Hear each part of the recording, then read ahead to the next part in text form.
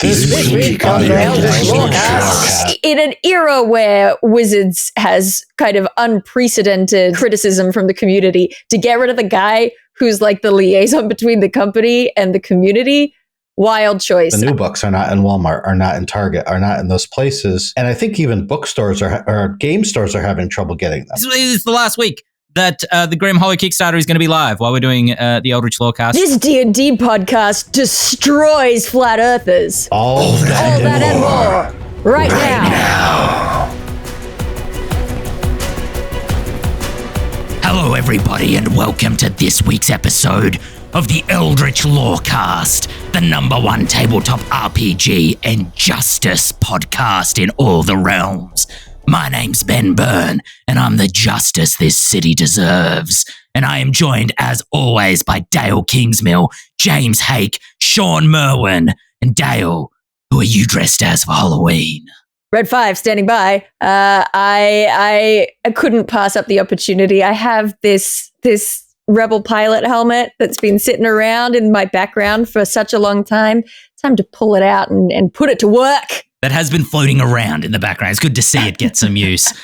James Hake, I suspect we need to keep shiny jewelry away from you. Shia Backins. I can't do that voice the whole podcast. Don't worry, neither can I. That's all he's been saying for the last half hour. We can't. And Shawn Merwin, I can't see you very well. You're there somewhere. I am not the Invisible Man.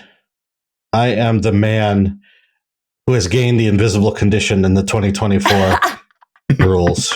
Yes. Or I am the son of the course. Invisible Man.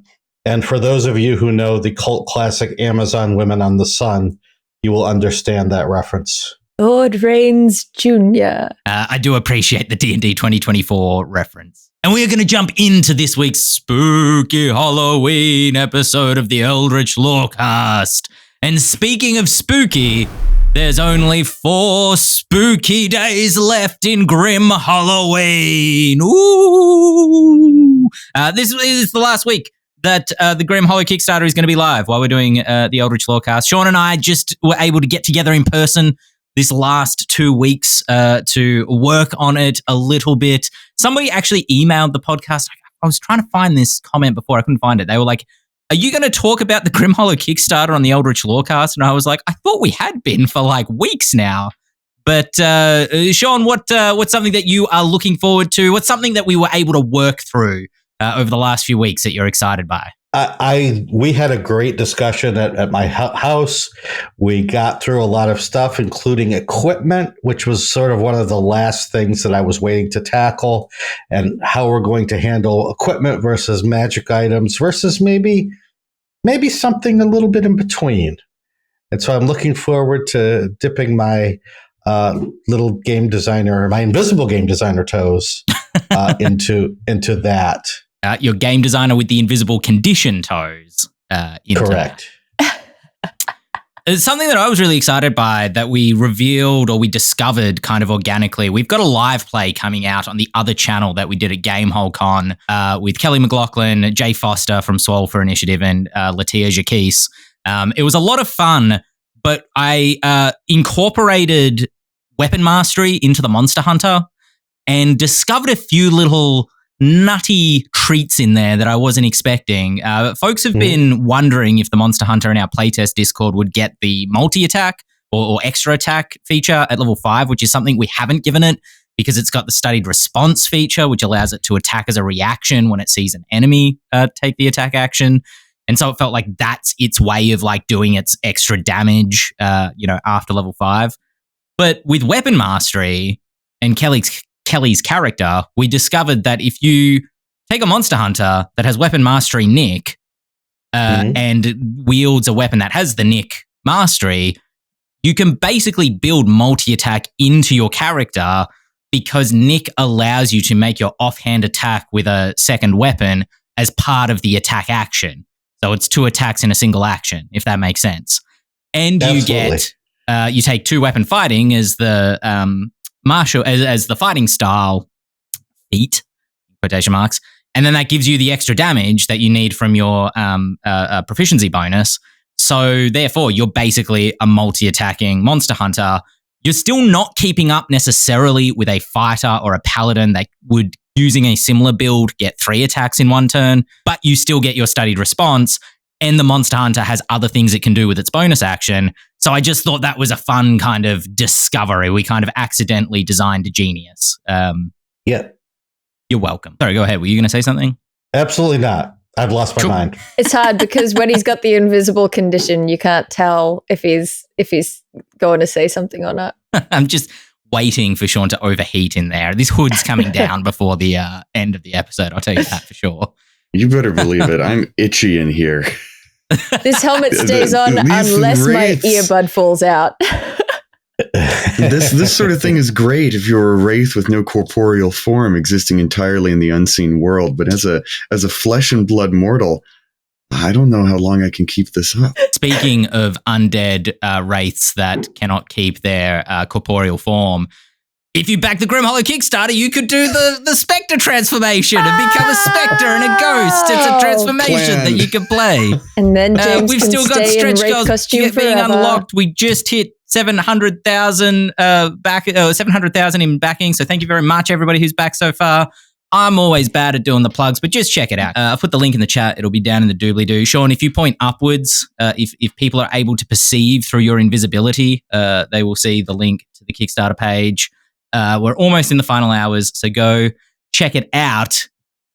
And speaking of new shiny things, did y'all see that GM screen? I didn't. I was excited to see that it had the conditions on it, just the conditions. Because one of the things I've found as I prepare to run the 2024 campaigns is that the conditions are all in the glossary at the end of the player's handbook, with every other word of the glossary not set aside just as their own. And it's making it a wee bit difficult to easily find those conditions that are probably going to come up more than many of the other things that are in the glossary. So if I used a DM screen, I would be all over that. Do you not use a DM screen? Too short, Ben. I can't see over it. Okay, that's very pragmatic of you. Yeah, the inside panels, as Shawn mentioned, the left-hand panel has all the conditions, which is pretty standard, I think, for a GM screen, but very useful. That feels like a definitely must-have. It's also got rules for improvised damage, combat actions, pretty standard for new players. The skills, which I actually find useful because I frequently forget the skills when I don't have them in front of me. Which skill would be best for this? The cost of food and lodgings. That's actually, I find that really handy because the first thing I do when I write out, here's a tavern where the party can stay, is go find that list of food and lodgings and put it into my notes wherever there's a tavern. So having that on hand, useful. Death saving throws, travel pace, difficulty classes, generally what's considered difficult, medium, not so difficult. How light sources work and different types of light sources, such as a candle or a flame or something. And the weapon masteries. I didn't see it. It must be on the right-hand panel, but I have heard that weapon masteries is definitely in it. Does that sound like a comprehensive list? You bring up a good point here, Ben, about the two extremes of what is good to have on a DM screen, right? There's the stuff that is complicated enough that you need to have it on hand. It doesn't stay in your memory very easily. Things like conditions and weapon mastery properties, stuff that you don't want to go rulebook diving for. But also the stuff that hardly ever comes up, so you don't commit it to memory, even though it's really a fairly simple figure, like food and lodging costs and stuff like that. Those are the two most important things that I have on my DM screen. All this sort of stuff in the middle that's not too complicated and comes up fairly frequently, that's the stuff I remember without any issue. I had a look at the DM screen about a week ago, and it looks really good. I would use it. I would use it a lot, and I like a DM screen. Though yeah, I might not use it over that Grim Hollow, the Valakan Clan's DM screen I just got from Ghostfire Gaming. That thing is a work of art. Well, this brings up a point that I actually did have a question about, because I agree. Like the fundamental information I need on the inside of a GM screen probably changes depending on the campaign I'm running. And if you are running a campaign that has bespoke mechanics in it, for example, if you're running a Grim Hollow campaign, you might want the alternative rest rules on the inside of a GM screen. Or you might want the winter rules on the inside if you're doing Valakan. or I believe it's on the inside of the Drakkenheim GM screen is like the rules for Delirium. So do you swap out your GM screens, or are you a GM screen loyalist? The GM screen sets the tone for the campaign. It's like the cover of a movie poster. Absolutely switch out campaign to campaign. I'm glad you brought that up, because what do we think about the artwork on this GM screen? It's apparently been contentious online. I can't tell why it's contentious. Like, it's not my favorite DM screen art I've ever seen in my life, but it looks good, and I'm sure that lots of people would love it. You mentioned in the show notes, is it too much about the players? What? Mhm. What does that mean? It's facing them. You're not getting to look at it. What? That's what I thought. And for the record, that's not my question. That's kind of the question that I was reading in an article that was reporting from like Twitter or something, saying people are disgruntled because of XYZ. And I think the thought process is typically a GM screen, and I think this is true from the GM screens that at least Ghostfire's made and others that I've seen, tend to be, as James just said, a window into the campaign or a window into the adventure.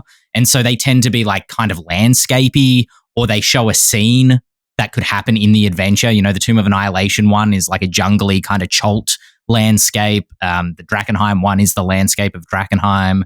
And so this kind of vignette style, this relief style that they've gone with just feels very like a coterie of characters to choose from, but you've already made your character in theory if you've gotten to this point in the campaign. Well, I mean, that's a pretty fair criticism. Yeah, I guess, but I think just as many people as would look at a DM screen and go, this sets the tone for the campaign, I think just as many DMs probably go, I just want one DM screen and to not have to change it out all the time. And I think this would probably be fine for those people. To be fair, I mean, I love picking a piece of art that I love. Like, I love having a DM screen that is like, oh, yes, that one grabs me. But for me, it's more about like, it serves two purposes, right? First of all, I need information for like, for me, it's always like improvised damage, improvised cost, improvised bad guys. So I'm already homebrewing and sticking all over the inside of my thing. No DM screen is going to serve the information that I want on my DM screen or the priority of where I want it placed. So the other thing that the DM screen provides for me that I enjoy is that it's like a little symbol that goes, you're the one running the game. It's like having a little sheriff's badge. So for me, it's like the art on it is just kind of like a tasty little customization that shows off who I am aesthetically. I want an invisible DM screen. Well, I mean, that sounds like what you use, Shawn, if I'm not mistaken. Well, I roll behind my hand, but now I'm in trouble.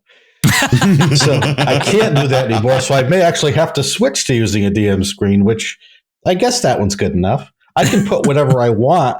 I could print out a little pretty picture and put it over and hang it off the DM screen if I need to change scenes. So I don't care what's on the player's side. I like DM screens that have monsters on them. I really like the one that came out really early in 5e, which is that red dragon swooping over these volcanic islands. I think that's a great one. It's a little generic if your campaign doesn't strongly feature a red dragon. It doesn't set the tone in that way, other than being, hey, this is a sort of game in which you might have a high-flying battle with the red dragon swooping over, islands it has just torched. I don't think the players need to see characters. They should be in fear of my power from whatever is behind the screen. I agree. Does anybody have, because you mentioned the red dragon GM screen, James, and it made me think of my first GM screen, which I have a little bit of nostalgia for, which is the one I think that was just before that.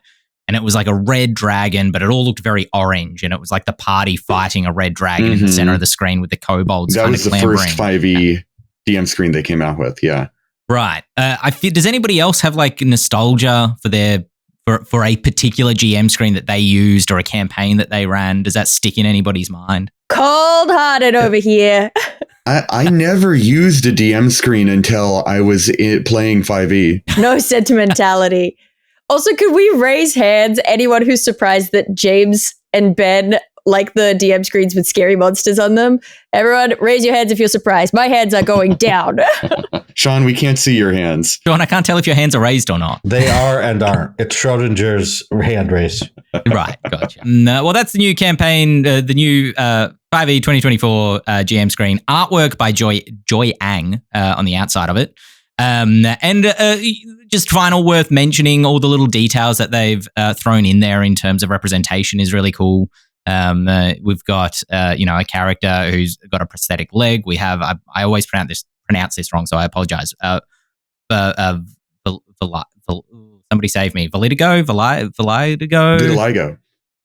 Thank you so much. Which is cool. Just cool little details. It kind of, if anything, this GM screen does feel, the outside of it at least, does feel very targeted towards the players and is continuing that trend that D&D 2024 is trying to continue through its artwork, which is like, there is a bottomless pit of different types of characters that you can play with, all sorts of different characteristics, and it's definitely not trying to, corner a specific genre. Or if it is, that genre is high fantasy everything and anyone can be. This is an interesting point you raised, Ben, because I was digging through it for details, and I thought it was really cool that there is a trans masculine character who has top surgery scars on that DM screen. And I think it goes without saying that some of the hubbub over the screen is that it's too woke. Yeah, it's starting to make sense now why people would look for things to complain about. Yeah, and you're absolutely right. This is an extension of the trend of D&D 24, which is this is anyone's game. Anyone can play this game. And having a diversity of characters, whether it's in their sort of like fundamental identity or in their class, their party role, is a strength of the game. Mm-hmm. And it's been made more clear here than ever before. And there are people who take issue with that. I fortunately have not heard the woke complaints yet, but maybe I'm just in my echo chamber. I don't know. But I think it's cool. Let's talk about things that aren't cool for multiple reasons, which is Hasbro corporate restructuring. Woo! Woo! Strap yourselves in, ladies and gentlemen. We've got some fun information coming your way. First of all, mentioning that Hasbro is doing some corporate restructuring, which has resulted, and I'm just going to throw this up top so we're not burying the lead, in some layoffs. Apparently, it's affected less than 100 employees throughout Hasbro, but this has affected at least 4 Wizards of the Coast employees, possibly more, but 4 is the number I've come across, which includes Dixon Dubbo. I hope I'm pronouncing their surname correctly. Dixon, who was the creator relations in charge over at Wizards of the Coast, liaising with folks like Dael, folks like the Dungeon Doers, folks like Ginny D, I assume, kind of talking with them. Dixon helped during kind of the OGL stuff to talk with creators, talk about what their needs were, and generally just a top dude. So it's a shame. Best wishes for him and everybody else who is affected by the layoffs. I think worth mentioning, however, that this is a, for what it's worth, this is not like a mass layoff like what happened at the end of December last year. This is a corporate restructuring, which means that they're moving around their internal departments at Hasbro, which has resulted in positions being made redundant. There's a bigger story here than just like layoffs to save money. They're trying to also increase efficiency internally. These restructures have the purpose of kind of creating a speed to market by increasing their speed from idea conception to getting it to market, trying to get that down by 3 months to capitalize on trends, apparently. But also want to shore up individual teams to be able to make better decisions internally within each individual team rather than, discuss things across teams with each other. There's a full article on the Toy Book by James Zahn, which is where I got a lot of this information from. Just trying to pass out the information that's like important to you, hypothetical D&D fan. The short answer is possibly kind of none of it, but I don't know. I thought it was worth exploring if people were interested in what's kind of going on internally. Because it doesn't sound like to me, and Shawn, I don't know if you have a different perception on this, it doesn't sound like to me that Wizards of the Coast has a president anymore. Like there was Cynthia Williams, who was in charge of Wizards until relatively recently. Then I believe Dan Rawson kind of got put in that position. But now it feels like Wizards of the Coast is being kind of steadily more absorbed into Hasbro.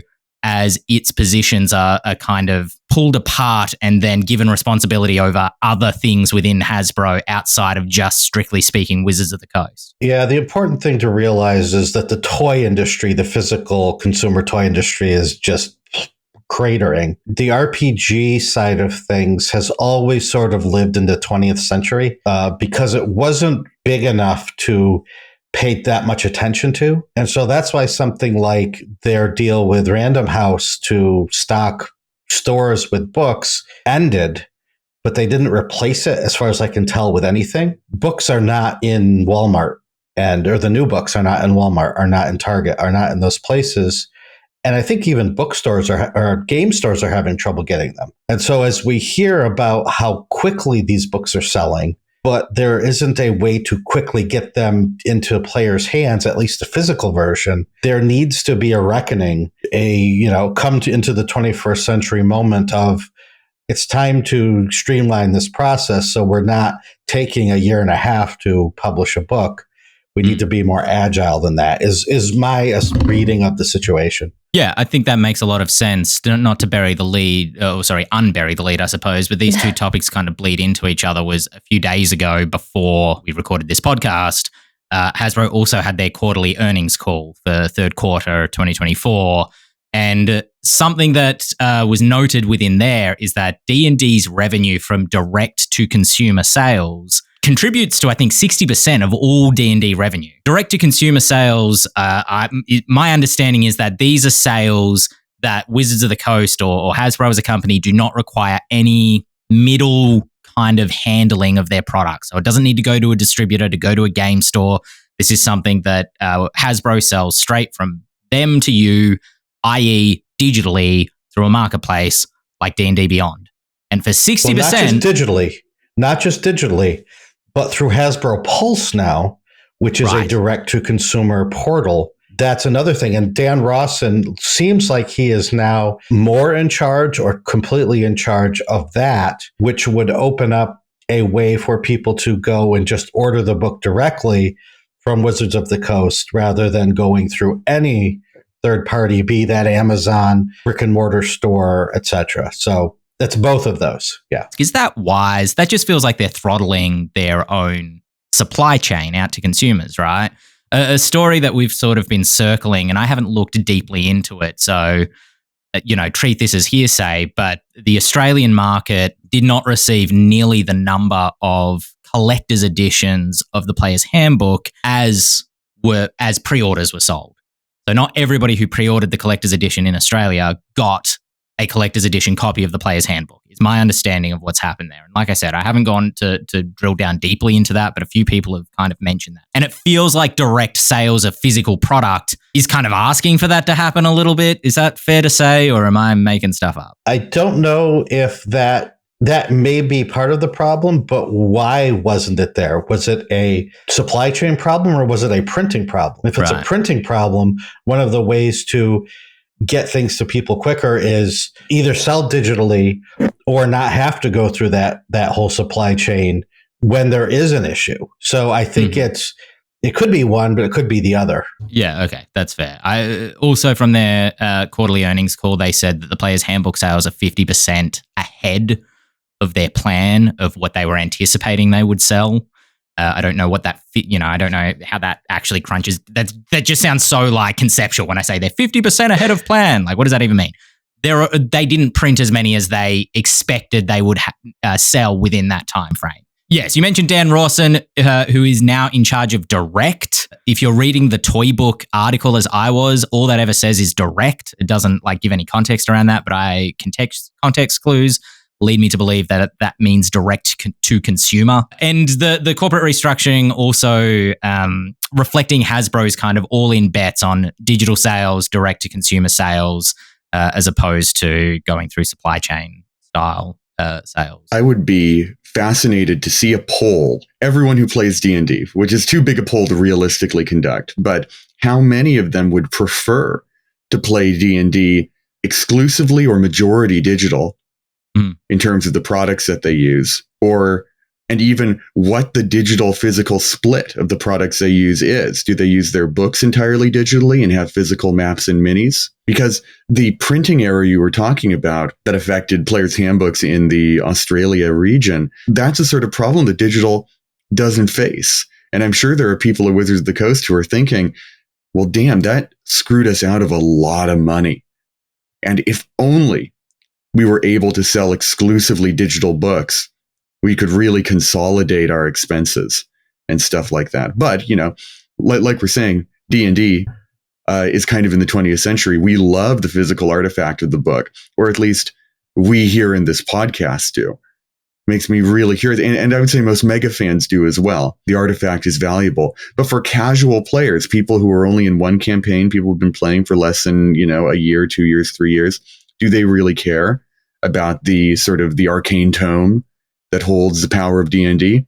I might guess no. Yeah, I think that's a good question. Teos just said that Mike Shea polled his audience and less than half use D&D Beyond. And I would hazard to guess there's some confirmation bias potentially going in there. And then it's possible that Mike Shea's audience of all people. Right. I would say Mike Shea's audience is unrepresentative. I would say Mike Shea's audience is highly unrepresentative of the whole. Nothing against Mike Shea's audience, frankly, of course. Anyone's. If I polled my audience and, you know, half of them said that they don't use D&D Beyond, that would be equally not representative, even though I think Mike Shea and I represent sort of different sections of the D&D community, because I think I agree. Anyone who is involved enough in D&D to be following creators online who make D&D stuff, that means you're way down that rabbit hole. Actually, you are deeper into the iceberg than you think at that point. So I think you're representing not sort of general audience so much as specific fans at that point. I don't know if this is in the show notes because I can't see anything, but it seems that how many of us are having trouble seeing D&D Beyond? Exactly. Since Wizards purchased D&D Beyond, they have almost doubled the amount of users of D&D Beyond. Yeah, up to almost 20 million, I think, which tells you that they haven't had D&D Beyond that long at Wizards, and they've already doubled. I have a feeling that you could poll all the people you want. I have a feeling that a significant number, not a majority, but a significant number of people use it. Those are the users that Wizards feels are a good target for the game, for better or worse. If it were me and I was running a business, I would be looking at that group. Yeah, well, how many people do we think play D&D? I know that's an impossible number to necessarily guess at, but 4. At least 4. That's how many people you need to play D&D. Yeah. I do think it's worth mentioning as well that the restructure, you know, whether deliberate or not, does give us some indications as to where Hasbro's priorities lie at the moment. You know what I mean? Because I can sit here and be constantly exasperated and bewildered by the people that they choose to lay off. You know, Dixon is someone who, in an era where Wizards has kind of unprecedented criticism from the community, to get rid of the guy who's like the liaison between the company and the community, wild choice. I mean, he's got the goodwill of all the creators. There have been times I've chosen to work with Wizards almost exclusively because I like Dixon. So, you know, that says something about who Dixon is as a person. And also, you know, for the record, the person behind the scenes trying to fix a lot of these screw ups that have come from higher up down the line. So I think that does, whether deliberate or not, say something about how Hasbro is going to proceed with regards to their community relations.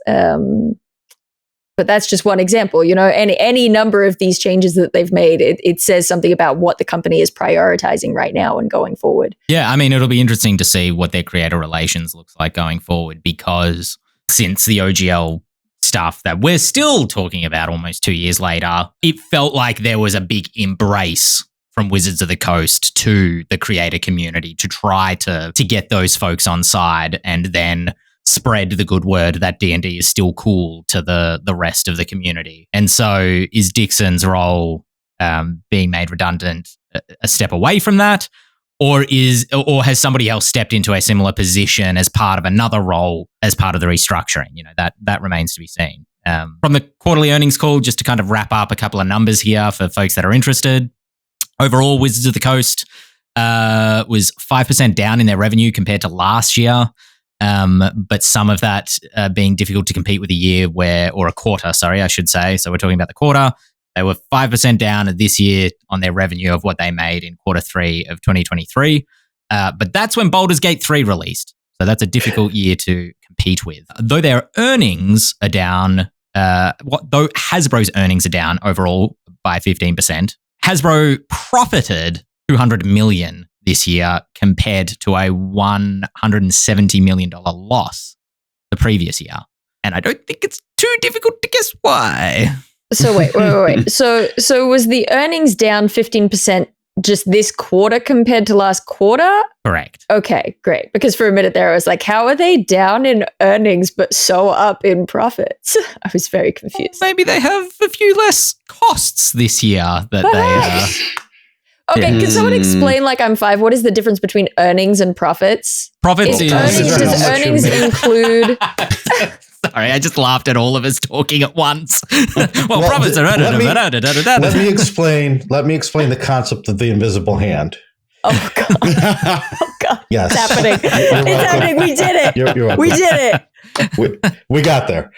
Yes, earnings are how much you make. Profit is how much you make minus the costs of making that. So, yes. That being said, a final little piece of the restructuring at Wizards of the Coast. As reported on Mastering Dungeons the previous week, Chris Perkins has gotten a new role within Wizards of the Coast. The 2024 Dungeon Master's Guide was Chris Perkins' last book as a product lead working directly on the book.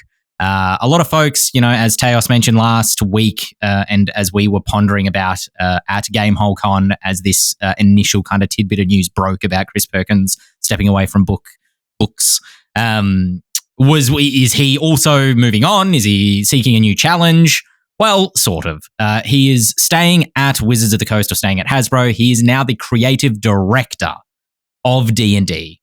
Which is a broader role than game architect. Those responsibilities will kind of touch every part of Dungeons & Dragons, including potential licensing deals, movies, TV shows, etc., making sure that everything that is produced for D&D in some capacity aligns with the company's goals and vision of what D&D should be. I hope it's what he wants, Mm-hmm.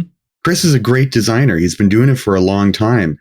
And to abstract your role like that into a much more brand-focused thing, that can be tough. It's in Wrath of Khan, when Kirk goes from captain to admiral, it messes him up. And so I just hope that this admiralty position for Chris is good for him.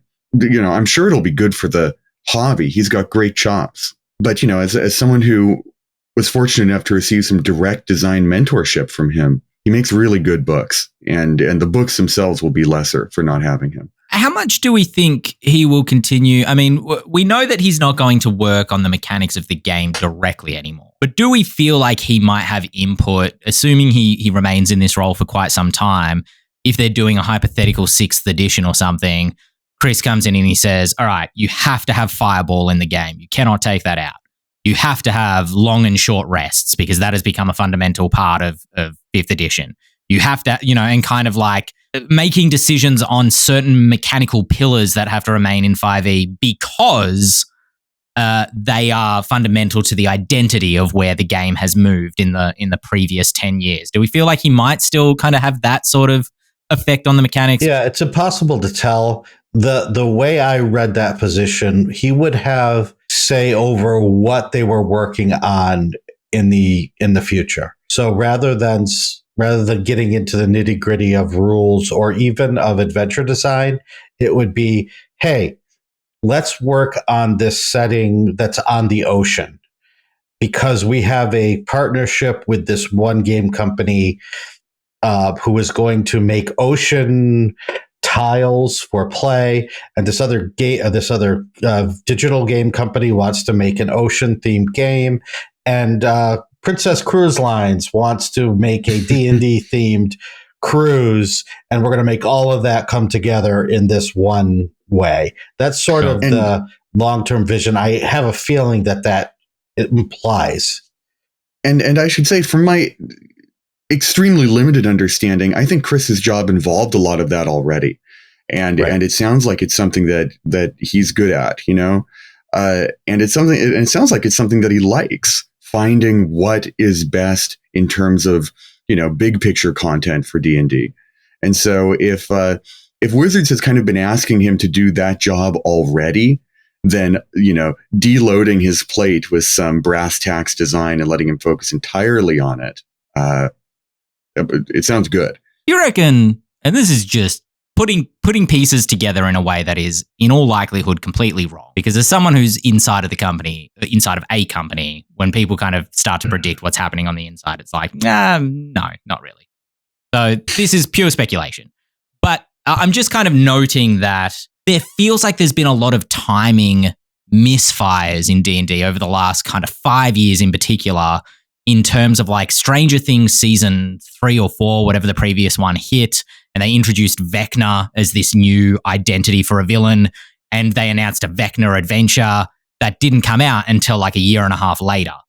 And I feel like there were a couple of other examples of this happening where they had some big plans in the game itself that just did not come about, probably Baldur's for Gate. manufacturing timing, reasons. And so it feels like moving Chris Perkins into this role, and then the corporate restructuring that they've done, talking about how they want to shave 3 months off of their pipeline, could be an aim to address these things happening in future, and hopefully having things fire off much more in sync with each other. Makes sense. I sure hope so. The biggest example of this sort of misfire is Baldur's Gate, right? Descent into Avernus was announced in 2019, came out in 2020. Baldur's Gate 3 did not come out for, 3 more years after that. And that adventure really felt like the Baldur's Gate section was tacked on for the sake of being a partnership on top of everything. So, with all of that misdirection going on, it certainly made the adventure worse, right? It made the book not as strong as it could have been. Well, speaking of speculation, I'm going to speculate that, James, you had a good time at Big Bad Con. Is that so? It was a big good con for me. It's always a big good con over there in San Francisco. Yeah, absolutely. One of my favorite conventions of the year. In no small part because I get to see a lot of industry people ranging from, Mackenzie Darmus, who's at Wizards, a designer on D&D, all the way to freelancers who I work with at Ghostfire, and even further to people who have, only self-published credits and who are looking to find work within the field. And the con itself is doing work to match those people with folks like me who can bring them into a project in some small way and discover talent that is waiting to be kind of dredged out from the general population. It's extremely intimate, right? It's all within one hotel. In fact, it's the same hotel that most people are lodged in, which makes it great for, late night networking, hanging around the hotel bar. The con also does a lot of work to promote game designers, artists, and business folk of color who are often out from outside of America because of the Big Bad Scholarship program. It brings a lot of people from Southeast Asia, Global South in general, and generally does a lot of work to maybe not break, but challenge the sort of networking stranglehold that that North America has on the RPG industry as a whole, which is good for all of us. It's good for the people who are getting jobs, and honestly, it's good for us here in America, even, who can now, rely upon the talent of people who we would otherwise not be exposed to. How many people attended this year? Because I get the sense Big Bad, we were going to go at some point, and then just exhaustion and also being kind of hyper-focused on Gen Con earlier in the year meant we just didn't have our, speaking, when I say our, I mean the Australian segment of this podcast, didn't have our stuff together well enough to plan. Wait, for how did I get lumped into this? Oh, sorry, yeah, you're right. Excluding Dael. The Australian version but of I get the podcast, sense that excluding Dael. Big Bad seems to have really blown up in the last couple of years in terms of the public consciousness of it. Or is that because I broke down through another layer of the tabletop RPG industry circles? It's an interesting case. I've gone once in 2 years ago, 2022, and I skipped it last year for the sake of going to PAX Australia, and I returned this year. Reports I've heard from the con floor last year was that it had a huge breakout moment, and so a ton of people showed up. On the other hand, my experience this year was that it was more or less the same size as it was the first year I went. So, okay. There was some controversy that surrounded Big Bad Con this year. There was a boycott that was raised, and then its concerns were addressed, and then so the boycott was lowered, but it was within a month of the con's beginning, and so I have no doubt that affected attendance. But overall, it remains a very small con. It has a really interesting balance between being kind of a local convention, a local San Francisco convention, but also because of where it's located right there on the West Coast, it makes it very able to be an extremely international convention as well, drawing all from, Southeast Asia and Australia and Oceania and all of those regions. Why a boycott? Someone in chat asks. It's way more complicated than I can do justice explaining here. If you want to look up Big Bad Con boycott, you can find out now. But all this to say, the concerns of the people raising the boycott were addressed before the con began. And that made me feel comfortable going, ultimately. Shawn, what about Gamehole? Anything we haven't been able to get together as this group since the start of October and this kind of 3 conventions in a row season began? Before you move on, there's one more thing I want to say about Big Bad Con, because someone mentions, Michael in chat says, cons are also roaring back, totally recovered from COVID, ? This is an interesting point.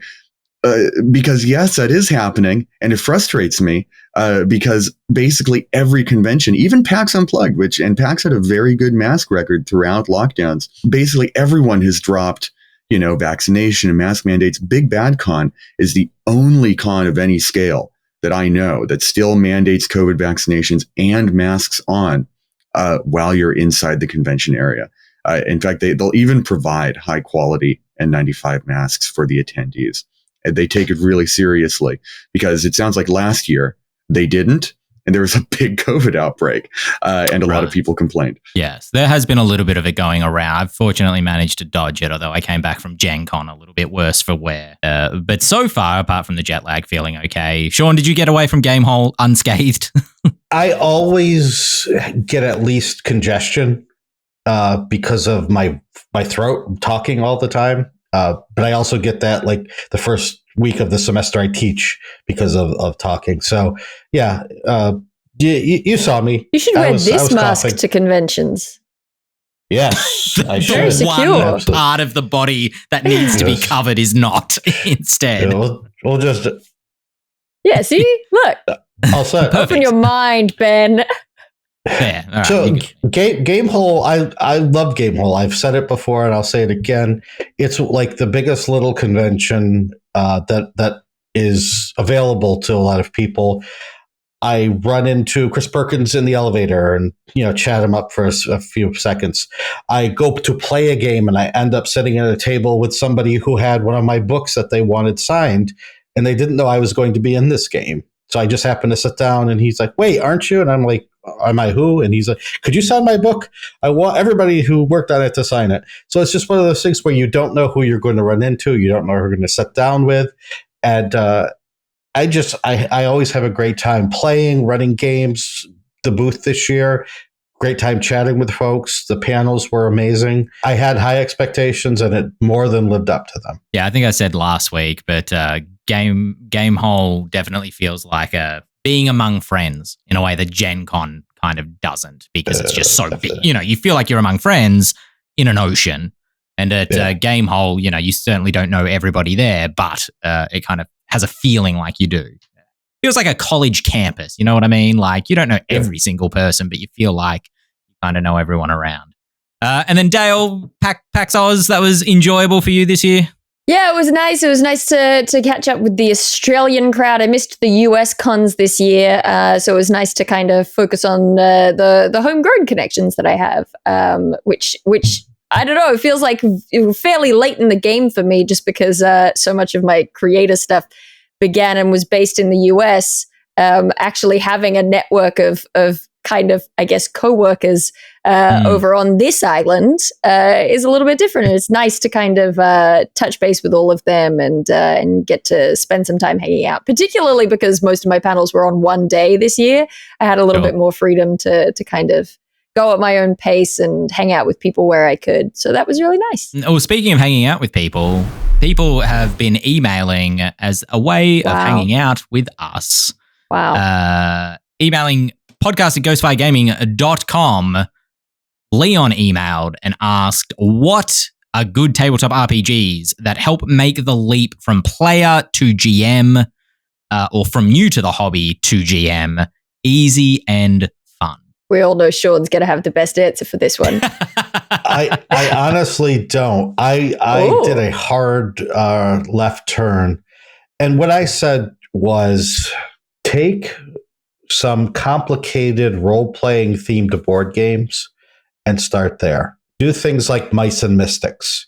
Do things like Gloomhaven, Hero Quest, because that teaches you to manage the rules without throwing you into the deep end of the role-playing side of things. And even though a lot of people, or maybe because a lot of people are more into that world-building or role-playing side of things, they have a harder time with the rules. So this gives you that how to handle a game loop, how to manage players taking turns.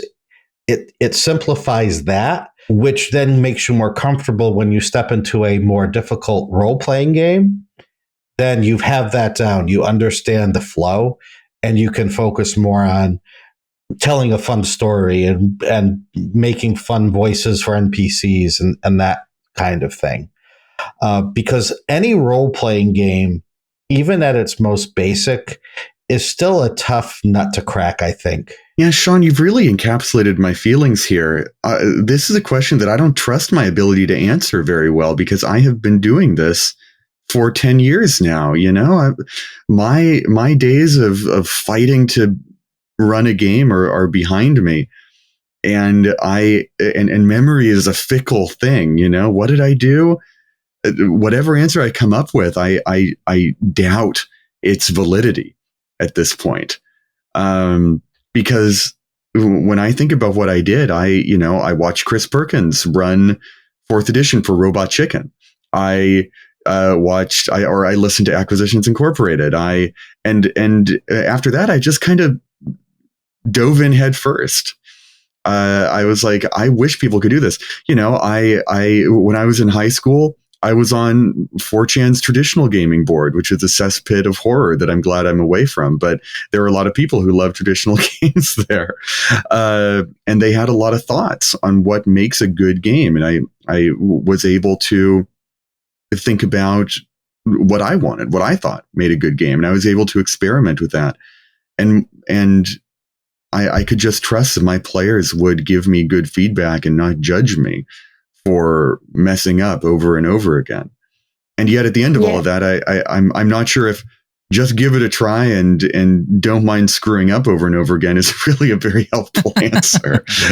It's a hard sell, but boy, when you embrace it, it feels good. Just screw up a bunch and it'll be fine. Those moments where you truly embrace that, the best, the sweetest. I know from... Basically, I'm going to base my answer on the times that players of mine have finished a game with me and then very enthusiastically afterwards been like, hey, what was that game? I want to run it for my friends. And it has happened a couple of times. And interestingly, never with one of the D20 fantasies. Because I think I do believe that the thing that's going to make that transition easier, it actually ultimately is going to be enthusiasm. If someone is excited to do, it's like if a player is excited to play a wizard or a druid, it doesn't matter that that's one of the more complicated D&D classes. They're going to be excited to learn how to play it because it fits with what they want, right? I think that right now, though, the D20 fantasy games, broadly aren't creating that kind of enthusiasm right now because there's nothing specific in the fantasy that they're selling that makes people go, oh, I really want to run that. It just seems like a bunch of complicated rules to run something that is fairly generic fantasy. Whereas the games that have ignited that kind of excitement in my players were Fate and Dread. Do a one-shot session, and then afterwards, my friends come to me and they say, hey, what was that game? Because they watch it happen. It's exciting in the moment. And they go, hey, I can do that. That's not going to be hard. There's not a wall of complication in front of me. It's like, oh, everyone knows how to play Jenga and I can make up a story. Great. You know what I mean? So those are the specific games that come to mind that I know for sure have turned players into at least temporary GMs in my experience. And I agree with Dael completely. I think those two games are Fate and what was the other one? Dread. Dread are great for that. Sometimes people say, well, the more storytelling sort of games are easiest for a new DM to pick up. And that's sometimes the completely opposite. Sometimes the rules are the things that will help guide you through. And so once you understand the rules, it's easy to follow that train. Whereas some of the more free-form storytelling based games really rely on a feel for storytelling that can be more learned than just known. And so if you do try them, then you do end up messing up a lot. And as long as you're enthusiastic enough to continue trying, you will then slowly pick up player types and how to entertain or juggle those different player types more easily once you have experience with them. I agree with all of you. I also agree with Chili Draws in chat, who says, I've heard Fiasco is good. Fiasco is my first non-D&D sort of more improv-y storytelling game. And I'll say even that game, which I watched on Geek and Sundry's tabletop show, that show got me really excited for Fiasco. Even that game is improv heavy enough that I got intimidated while playing it. And I love improv, right? I love the RP and D&D. That's my favorite thing about it. But to take that rule scaffolding away really is a leap of faith for a lot of people. But I do think Fiasco is a good step kind of into the out of your comfort zone, into the area of new experience, especially if you only played a bit of D&D. And I hate to give my own stuff as an example, but if you're really into D20 games and you want to learn how to handle the sort of play at the table, I did a product for Wizards called Peril in Pinebrook. It's supposed to be used for educators to either learn how to run the game or give it to even, middle school students. And it step by step tells you exactly how to run a game. And if you can follow that and you can do that, then you can get a feel for it. And then the next step I would say is run very short sessions, run 1 hour sessions, run 2 hour sessions, because what that does is it lets you step back at the end and see how things went, as opposed to trying to run a 4 hour or longer game where some of those lessons you might have learned get lost in the jumble. So if you can run short sessions, then poll your players afterward. How did that go? It reinforces the lessons you need to learn as you run. Because it is so interesting that it's like, I'm thinking about Fiasco and I'm thinking about Dread, and something that those games do that is a great sort of set of training wheels is if an action went well or not. You know what I mean? Because in Fiasco, you've got the different colored dice. This means that the scene goes poorly. This means that the scene goes well. In Dread, you're pulling a Jenga block. Did the tower fall? No, good. Yes, bad.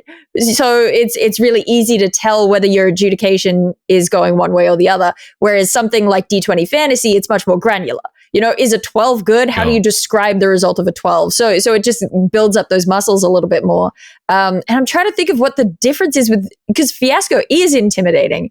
For me, I think it's intimidating because it takes place very much in the realm of role play. You are speaking as your characters. You're playing out a scene. Whereas something like Dread, you still have the safety net of being able to just describe what your actions are and not have to speak in character. But that's very much from the realm of a player perspective versus a GM. So I don't know. I run Fiasco, or I have my students play Fiasco, and it's over 2 sessions because we have shorter class periods. And the first part where you're making the connections with everyone, people are they're excited and they're laughing and they're making these connections. And then the second part is, okay, now play out the scenes. And that's where some people are still very excited, but the hesitation comes in then. It's like, now you need to occupy this character, plus add these rules in, plus be worried about dice color. It becomes a little more intimidating. I'm just saying, in some ways, it's kind of the worst of both worlds, you know? The theater kids who are comfortable with the improv all of a sudden have to juggle all this game. And then all the people who really like the game all of a sudden have to do improv. It's like, oh, crap, right? It's made for a very specific kind of person. And when you find that specific kind of person, or at least you get comfortable with it, then it's, unmatched. Incredible. Yeah. And it's a tricky balance of where do you put the monkey bars, like I find a lot of modern, particularly role-play heavy games, indie games, there is this issue I run into over and over again where they'll have like a really fun, novel character creation or world creation system in place. Like I think of Kids on Bikes 1E. Had this great, like, coming up with your characters together kind of system. It's super fun. People get into it. And then you get into the actual game. And this less maybe on the player side, but on the GM side, certainly, you suddenly have no guidance when it comes to actually playing the game.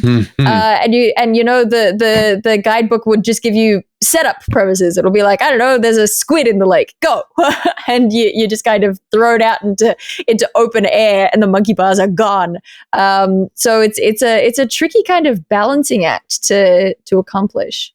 I think building up your skills in the area that excites you about being a GM, I think of Dread or Werewolf as games that I really like kind of GMing because I like the role-play narration. I want to tell the story. I want to be that guy. I want to be the old wizard around the campfire telling the story and bringing my players in, and it's what I enjoy about GMing generally as well. And if that's what excites you, I think starting with a game like Werewolf or Dread, where, as you've already mentioned, the mechanics are much lighter and you don't have to have 50 rules in your head at any given time, and play and narration doesn't feel like it's constantly stop-starting for a roll of a dice, that it feels like you can explore that role play and that exploration with less baggage in the mechanics side. However, if you're a player who feels really uncomfortable with that role play and what you love about playing the game is the game, I think Shawn's suggestion earlier, I'm thinking of, before I played D&D, I played Imperial Assault and Descent, Journeys in the Dark, which are both Telltale? No, they're a video game company, sorry. They're by the same company. Anyway, they're kind of dungeon crawlers. Imperial Assault's Star Wars themed. And what that taught me, that's very mechanics based. There's not inherent role playing in it almost whatsoever. And the game actually pits the person playing the Dungeon Master or the Empire in the Star Wars version as a player in the game who is competing with the other players at the table. But what that game taught me really about GMing is how to use the mechanics to create stressful situations, but not overstepping my bounds. Because in Imperial Assault, at least, the way the scenarios are set up, you can demolish the rebels with very little effort. Like, the game gives you a lot of resources. And so figuring out how to kind of use those resources to create stressful situations and yet show restraint and know that you're GMing this, you're not competing, I think is a way to learn how to GM that side of things. And then, I feel like this is probably a bit of a misnomer to say that D20 games feel like they fit in between those two extremes of not much roleplay but lots of mechanics, and not much mechanics but lots of roleplay, and kind of working your way back towards the middle from whichever pole you prefer the most. What I said about the monkey bars earlier wasn't very helpful, but what you're saying is basically figure out where you need those monkey bars as a GM. Sure. It's if you feel like you've got the roleplay stuff covered, but you need help when it comes to the rules, pick a rules-like game that's roleplay heavy. You know what I mean? As a GM who's going to run the game. And then I suppose the other thing, because we keep sort of tiptoeing back into the realm of what the players are feeling as well, or at least I do, is that the reason that is worth keeping in mind is that if your players are going to start hesitating and not playing, it makes your job infinitely harder as a new GM. If you've got players who aren't comfortable role playing, then you're just going to be pulling teeth because you're playing Fiasco and no one is saying anything. You really need them to be providing input for you to bounce off. Otherwise, you're just kind of in a desert. I agree. People like to talk about D20 games as being very rules heavy, and they're right. They're right. There's a lot of rules in D&D. Even the most modern streamlined editions of D&D have a ton of rules. But the thing that separates them from Descent and Gloomhaven and Imperial Assault, all of those things, is that it's culturally appropriate to ignore as many of the rules as you like. And some, people on the internet get up in arms about, does that mean D&D is a good game or a bad game? If the rules don't matter, what are we doing here? Let's set all of that aside for a moment and just be like, one of the greatest cultural strengths of D&D is that you can play it to the hilt, all the rules, or you can play it completely loosey-goosey. And as long as you don't judge yourself as a GM for playing loosey-goosey, then just do whatever the hell you want, man. You can just do it. You can truly just do it. And if there's a problem, you can figure it out later. Speaking of figuring out things later, we're going to have to figure out what time we're streaming next week later, because daylight savings means it's going to change, but we will be here. So if you've enjoyed this podcast, you can come hang out with us next week. Shawn's giving me the signal, although I can't quite see exactly what he's showing me because his hands are translucent. But anyway, 6 p.m. Eastern Standard Time or 3 p.m. Pacific Standard Time next Monday is when we will be back streaming again. 10 a.m. Tuesday Australian Eastern Standard Time. It's all the same time. I know I said different times, but they all match up. It's how global circling. Because the Earth is round. Indeed. And we've proven it. We've just proven it. Anyway, well, come join us. You can give us likes. You can give us stars on all the platforms that you're listening to us on. Destroys flat earthers. Well, I know the thumbnail now. They'll be watching this whole podcast feel like, when is the flat earth reputation coming? We'll just snip this and put it at the top of the episode. There you go. Otherwise, I've been Ben Byrne here with Dael Kingsmill, James Hake, Shawn Merwin. I think Shawn's still there. I can't quite see. But we will be back next week for another episode of the Eldritch Lorecast, and we hope you have a spooky Halloween.